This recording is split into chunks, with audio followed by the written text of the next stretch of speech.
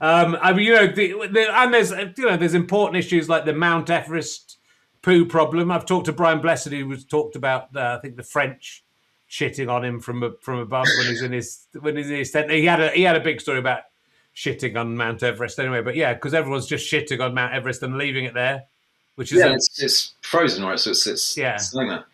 It's pretty horrible. An amazing story that isn't in that book, that is actually mentioned in Become a Genius in a Year, where there was a Danish explorer.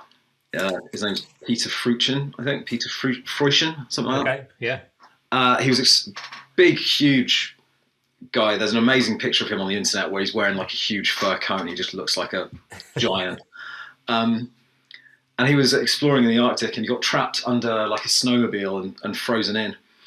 And he, according to the story he told when he survived, he pooed into his hand, put his hand in where it was cold enough that the poo froze into a chisel, and he used it to carve his way out.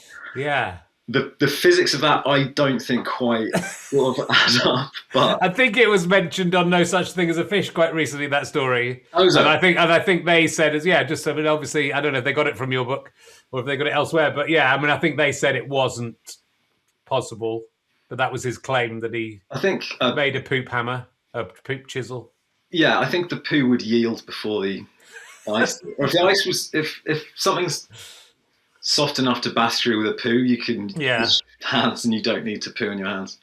Yeah, I think so. But some poos can be hard. So you do a very hard poo, then add some ice to it, perhaps. Yeah, he might have had a really, really awful diet and not done one for a while. One of those ones where it feels like a shoe.